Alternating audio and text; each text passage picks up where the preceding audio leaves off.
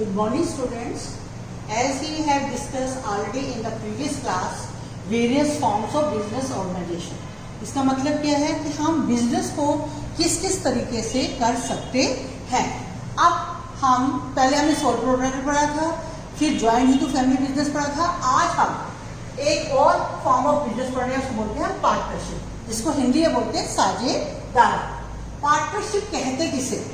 Partnership is an association of two or more person. To का मतलब क्या है कि कम से कम दो व्यक्ति होने चाहिए किसी भी पार्टनरशिप को या साझेदारी को शुरू करने के लिए, और जो भी व्यवसाय वो कर रहे हैं वो लॉफुल होना चाहिए। लॉफुल का मतलब है कानूनी तौर पे सही व्यवसाय होना चाहिए। ये नहीं कि आप चोरी करने के लिए पार्टनरशिप जो है आपने फॉर्म कर ली है, तो ये अनलॉफुल बिजनेस हो गया, इसलिए इसको पार्टनरशिप नहीं कहा जाएगा।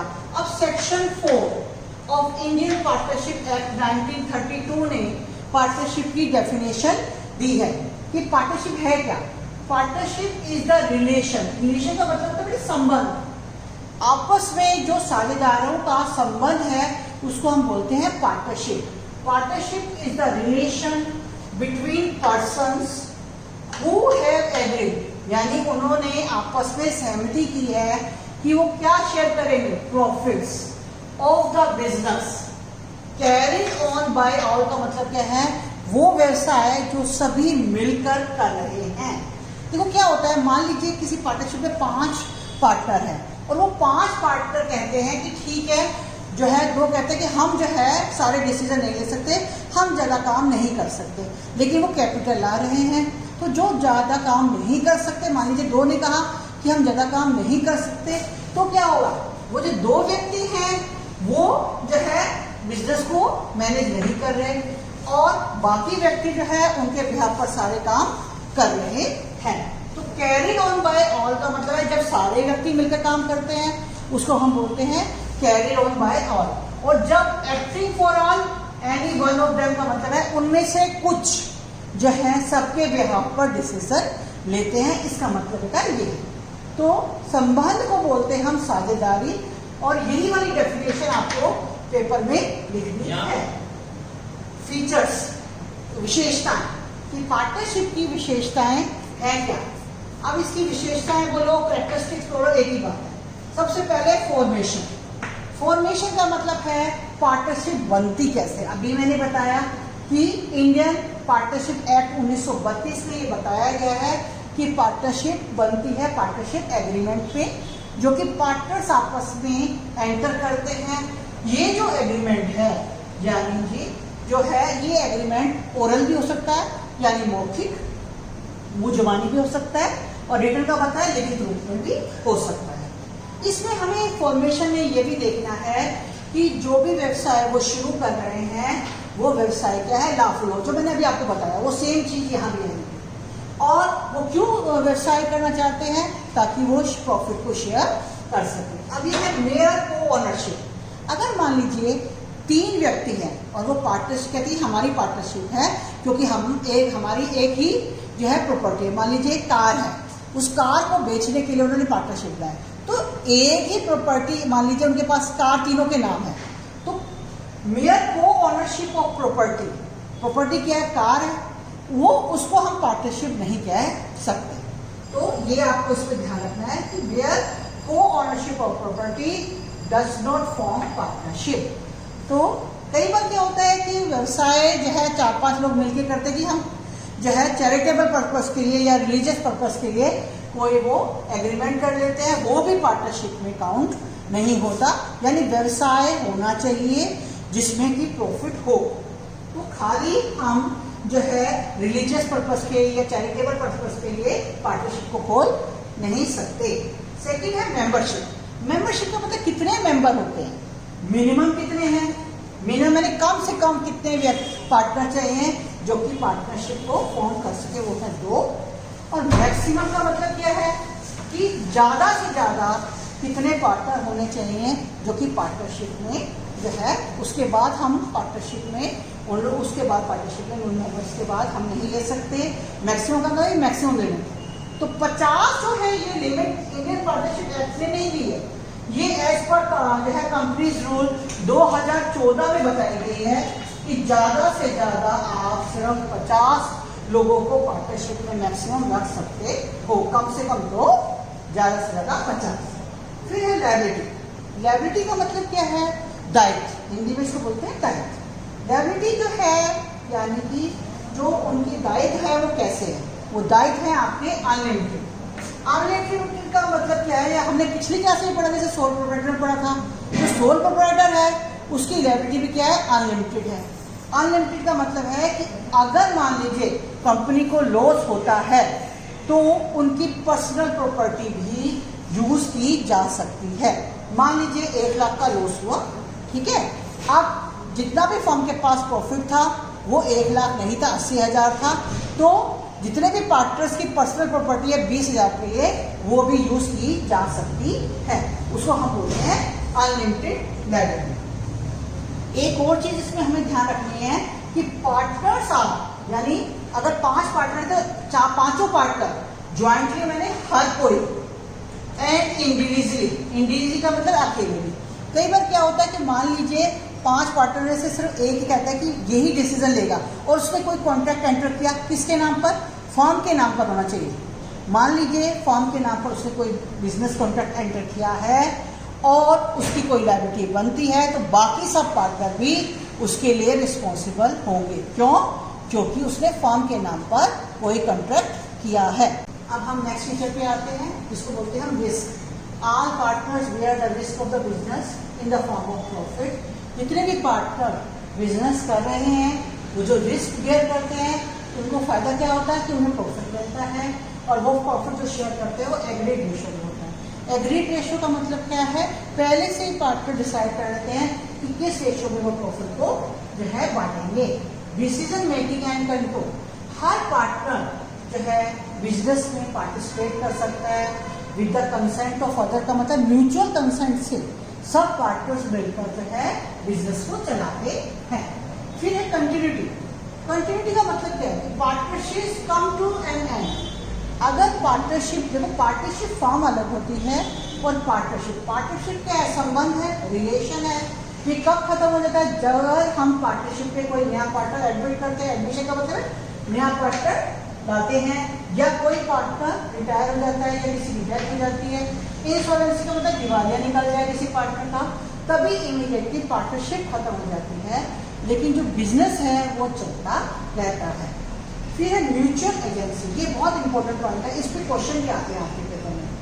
पार्टनरशिप बिजनेस कैन बी, देखो हमने डेफिनेशन में पढ़ा कि म्यूचुअल एजेंसी का मतलब क्या है? Partnership business can be carried on by all.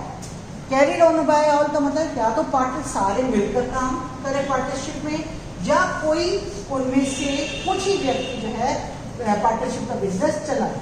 इसको बोलते हैं partner is both an agent. इसी पे क्वेश्चन आता है, इसी लाइन पर, is both an agent and a principle of other partners. इसका मतलब क्या है?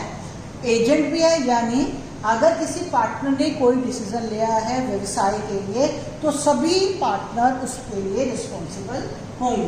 प्रिंसिपल होता है वो खुद भी जो है डिसीजन ले सकता है, और एजेंट होता है उसके बिहाफ पर अगर किसी ने लिया है तो भी वो उसके लिए रिस्पॉन्सिबल होता है। तो यही जो पॉइंट है, इसी पॉइंट पर क्वेश्चन आता है कि explain how partner is both an agent and a principle of other partner. इसमें यही है कि कोई भी एग्रीमेंट अगर एक पार्टनर बनाता है तो उसके लिए सभी पार्टनर रिस्पॉन्सिबल होंगे। हो सकता है कि वो जो है डिसीजन सभी लें, और हो सकता है वो डिसीजन कोई एक ले, लेकिन सभी उसके लिए रिस्पॉन्सिबल होंगे। नेक्स्ट है कि इसी पॉइंट में कि कोई भी एग्रीमेंट अगर एक पार्टनर लेता है, any agreement made by one partner is binding on others if it is related to business. इसका मतलब क्या है? ये कंसेप्ट है इम्प्लॉयड अथॉरिटी का। इस पे भी आपका एक जो है केस स्टडी आ सकती है। इम्प्लॉयड अथॉरिटी का मतलब क्या है? मान लीजिए 5 पार्टनर है किसी पार्टनरशिप फर्म में। इम्प्लॉयड अथॉरिटी का मतलब है कि अगर किसी पार्टनर ने जो है व्यवसाय के लिए कोई एग्रीमेंट किया है, यानी कोई गुड्स बेची है, खरीदी है, कोई पेमेंट रिसीव की है, तो इम्प्लॉयड अथॉरिटी है जो है, क्योंकि वो पार्टनर है, वो ऐसा काम कर सकता है और फॉर्म को उसके जो भी उसने एक्ट किया है, चाहे खरीदा है फॉर्म के नाम पर, चाहे बेचा है, चाहे कोई चेक इशू किए हैं, तो फॉर्म उस सब के लिए, उसके एक्ट के लिए, पार्टनर के एक्ट के लिए रिस्पॉन्सिबल होगी। उसको बोलते हैं इम्प्लाइड अथॉरिटी। ठीक है, तो इस पॉइंट को आपको अच्छी तरह से करना है, एक ये वाली लाइन और एक इम्प्लाइड अथॉरिटी वाली लाइन। आई होप ये क्लियर है आपको पॉइंट। नेक्स्ट है रजिस्ट्रेशन। रजिस्ट्रेशन का मतलब क्या होता है कि क्या हमें जरूरी है पार्टनरशिप को रजिस्टर कराना या ये ऑप्शनल। ये ऑप्शनल, जरूरी नहीं है कि हमें पार्टनरशिप को रजिस्टर करना है। It is not necessary. जो है हाँ, अगर पार्टनर्स अगर इसको रजिस्टर कराते हैं पार्टनरशिप फॉर्म को तो उससे फ़ायदे होते हैं, वो हम बाद में डिस्कस करेंगे क्या फ़ायदे। फ़ायदे ये है कि आपको अगर मान लीजिए किसी ने पेमेंट आपकी पार्टनरशिप फॉर्म की कोई क्रेडिटर ने पैसे नहीं दिए तो आप उसको शुरू कर सकते हैं, फॉर्म शुरू कर सकती है। अगर किसी पार्टनर का आपस में कोई झगड़ा है तो वो कोर्ट के थ्रू हम सेटल कर सकते हैं, लेकिन तभी कर सकते हैं अगर वो पार्टनरशिप रजिस्टर्ड है। अगर नहीं है तो ये काम वो नहीं कर सकते हैं। अब हम मेरिट्स को जल्दी से देखते हैं कि क्या क्या फायदे हैं पार्टनरशिप के। मेरिट्स का मतलब एडवांटेज। ईज ऑफ फॉर्मेशन की कोई फॉर्मेलिटी नहीं है ज़्यादा पार्टनरशिप को बनाने के लिए, जो है आसानी से ये बनाई जा सकती है। पहला पॉइंट है आपका। सेकंड पॉइंट है बैलेंस डिसीजन। जितने भी पार्टनर्स हैं मिलकर म्यूचुअल कंसेंट से व्यवसाय के डिसीजन लेते हैं। सीक्रेसी का मतलब है जो भी बात है पार्टनरशिप की, जो है पार्टनरशिप के व्यवसाय से संबंधित, तो सभी पार्टनर्स के बीच में ही रहती है, बाहर वालों को नहीं पता चलता। मोर फंड्स का मतलब क्या है, क्योंकि आपको मैंने बताया कि 50 जो है लोगों को हम यहाँ रख सकते हैं। अब सोल प्रोप्राइटर सिर्फ एक ही व्यक्ति जो पैसा लाता है, यहाँ पर 50 लोगों की कैपिटल हम यूज कर सकते हैं व्यवसाय को बढ़ाने के लिए।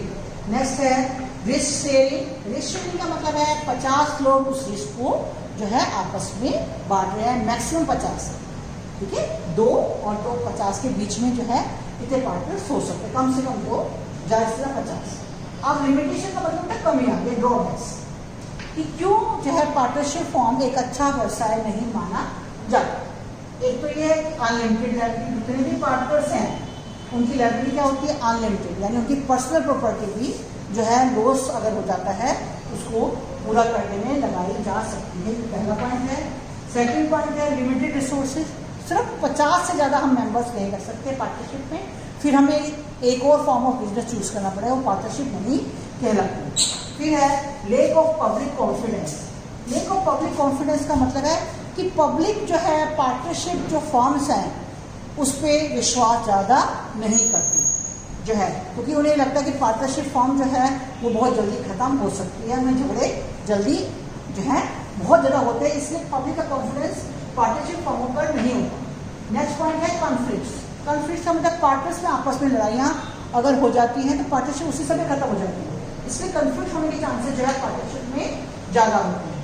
फिर है लेक ऑफ कंटिन्यूटी। मैंने अभी आपको बताया कि अगर चाहे एडमिशन होता है, डेथ होती है, रिटायरमेंट होता है, इंश्योरेंसी है, इन सभी के कारण जो है पार्टनरशिप को जो है खत्म हो जाती है, partnership comes to an end. Okay, तो ये हमने अभी तक आपको जो है मेरिट्स डिमेरिट्स समझाए हैं। अभी हमने पढ़ा कि पार्टनरशिप के मेरिट्स और डिमेरिट्स क्या होते हैं। अब हम अगला टॉपिक है टाइप्स ऑफ पार्टनर। पार्टनर कितने तरह के हो सकते हैं। पहला है एक्टिव पार्टनर।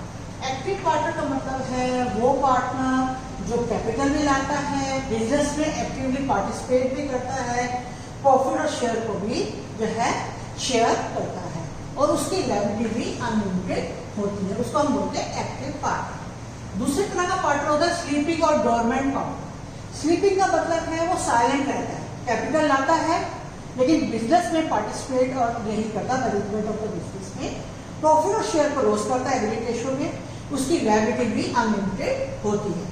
फिर है सीक्रेट पार्टनर। सीक्रेट पार्टनर का मतलब है वो पार्टनर जो कि पब्लिक की नजरों में नहीं आता, यानी पब्लिक से उसकी आइडेंटिटी को छिपाया जाता है, अननोन टू पब्लिक। कैपिटल लाता है, पार्टिसिपेट भी करता है और प्रॉफिट और शेयर लॉसेस को भी शेयर करते हैं और उसकी लायबिलिटी भी अनलिमिटेड ही है। फिर है नॉमिनल पार्टनर। नॉमिनल पार्टनर का मतलब है वो पार्टनर जो ये कहता है कि फर्म को अलाउ करता है कि वो उसका नाम यूज कर सके। यूजली ऐसे जो नॉमिनल पार्टनर होते हैं वो बड़ी बड़ी कंपनी जिनकी साख अच्छी होती है वो पार्टनर जो है शामिल होते हैं पार्टनरशिप फर्म में, और फर्म चाहती है कि उनका नाम वो यूज कर सके क्योंकि उनकी गुडविल उनके साथ जुड़ी हुई है।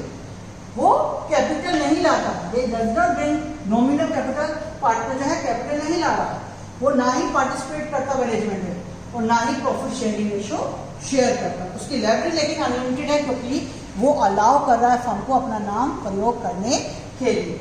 फिर है पार्टनर बाय एस्टॉपर। पार्टनर बाय एस्टॉपर का मतलब है उसके एक्ट या उसके बिहेवियर के द्वारा ऐसा लग रहा है कि वो पार्टनर है जबकि होता नहीं है, लेकिन उसके बिहेवियर से ऐसा लगता है कि वो पार्टनर है। इसकी लायबिलिटी भी अनलिमिटेड होती है, प्रॉफिट एंड लॉस को शेयर नहीं करता वो, और पार्टिसिपेट भी नहीं करता मैनेजमेंट ऑफ द बिजनेस। का मतलब क्या है, मान लीजिए 5 पार्टनर हैं, 5 पार्टनर के साथ एक उनका छठा दोस्त चला जाता है बैंक में लोन लेने के लिए, और वो ऐसे एक्टिवली पार्टिसिपेट करता है कि हाँ जी हमारा ये बिजनेस है, मैनेजर को ये बताता है, तो मैनेजर को ये लगता है कि इन 5 के साथ ये भी एक पार्टनर है। तो यानी उसके बिहेवियर से या उसके एक्ट से मैनेजर को ये लगा कि ये भी इनके साथ ही है तो इनका पार्टनर ही होगा, तो उसको बोलते हैं पार्टनर बाय एस्टॉपर। उसकी लायबिलिटी अनलिमिटेड होती है लेकिन वो प्रॉफिट एंड लॉस शेयर नहीं करता, ना ही वो बिजनेस में पार्टिसिपेट करता। तो ये डिफरेंट टाइप के पार्टनर्स हैं, ये आपके 1 वर्ड के जो है आंसर्स में आ सकते हैं। फिर है कि पार्टनरशिप कितनी तरह की होती है, टाइप्स ऑफ पार्टनरशिप। ड्यूरेशन अगर देखें, ड्यूरेशन का मतलब टाइम पीरियड के हिसाब से देखें तो पार्टनरशिप 2 तरह की होती है। एक उनका पार्टनरशिप एट विल, यानी पार्टनर्स की इच्छा पर डिपेंड करता है कि वो कब तक पार्टनरशिप को चलाना चाहते हैं। जब उनकी मर्जी है तो आपस में सहमति करके वो पार्टनरशिप को खत्म कर सकते हैं, यानी टाइम पीरियड फिक्स नहीं है। फिर है पर्टिकुलर पार्टनरशिप, यहाँ पर जो टाइम पीरियड है जिसके लिए उन्होंने पार्टनरशिप बनाई है वो फिक्स होता है। जैसे मान लीजिए कोई प्रोजेक्ट है, मान लो बिल्डिंग बनाने के लिए उन्होंने पार्टनरशिप की है, जैसे ही वो बिल्डिंग कंप्लीट हो जाएगी वो पार्टनरशिप भी खत्म हो जाएगी, उसको बोलते हैं हम पर्टिकुलर पार्टनरशिप। एक पार्टनरशिप हम लायबिलिटी के बेसिस पे बनाते हैं। लायबिलिटी के बेसिस पे देखी जाए तो पार्टनरशिप 2 तरह की होती है, जनरल पार्टनरशिप, एक लिमिटेड पार्टनरशिप। लिमिटेड पार्टनरशिप को हम LLP भी बोलते हैं, ठीक है, और ये शॉर्ट फॉर्म में काफी आती है। अब जनरल पार्टनरशिप क्या है, इसमें ध्यान रखना कि liability of partners is limited. यहाँ जो पार्टनर्स की लायबिलिटी है वो अनलिमिटेड नहीं है, ये मेन पॉइंट है। उनकी लायबिलिटी लिमिटेड भी है और जॉइंट भी है, यानी इकट्ठी भी है, ठीक है, यानी they jointly responsible for the acts of the other partner. फिर रजिस्ट्रेशन जो है उस फॉर्म का ऑप्शनल है। तो जनरल पार्टनरशिप वो पार्टनरशिप होती है जिसमें सारे पार्टनर्स की लायबिलिटी जो है वो लिमिटेड होती है और जॉइंट होती है, और रजिस्ट्रेशन का ऑप्शनल होता है। सेकंड है लिमिटेड पार्टनरशिप, ये जनरल पार्टनरशिप हो गई। लिमिटेड पार्टनरशिप को LLP भी बोलते हैं, जिसमें क्या है कि एक पार्टनर की लायबिलिटी सिर्फ अनलिमिटेड होती है, बाकी सभी पार्टनर्स की लायबिलिटी जो है लिमिटेड होती है। अदर्स की आपकी लायबिलिटी लिमिटेड होती है, सिर्फ एक, एटलीस्ट वन, कम से कम एक, ज्यादा से ज्यादा 2 भी हो सकते हैं, लेकिन कम से कम एक की लायबिलिटी अनलिमिटेड होनी चाहिए, बाकी सभी की लिमिटेड हो सकती है।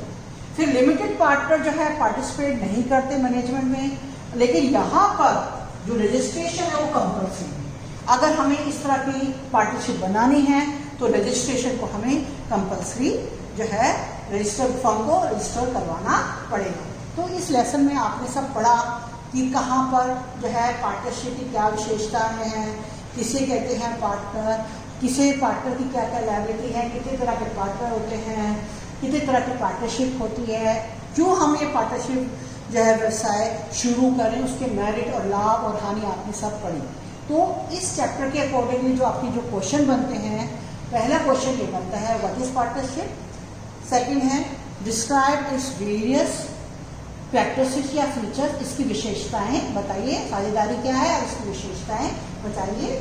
दूसरा कि पार्टनर्स कितनी तरह के होते हैं, इसका एक डिस्टिंक्शन लीजिए जो है। थर्ड, पार्टनरशिप कितनी तरह की होती है, ड्यूरेशन और लायबिलिटी के हिसाब से आपको उसको एक्सप्लेन करना है। अब लास्ट एक पॉइंट है कि क्या एक माइनर को पार्टनर बनाया जा सकता है। हाँ, एक माइनर को पार्टनर बनाया जा सकता है, उसकी लायबिलिटी भी अनलिमिटेड होती है, लेकिन वो सिर्फ लाभ के लिए जो है पार्टनर बनेगा, हानि नहीं उठाएगा, क्योंकि वो माइनर है। तो जब तक वो माइनर है जो है, अगर किसी केस में किसी माइनर को पार्टनरशिप में रखा जाता है तो उसको सिर्फ उसका लाभ का हिस्सा दिया जा सकता है। I hope this topic is clear to you. Thank you so much.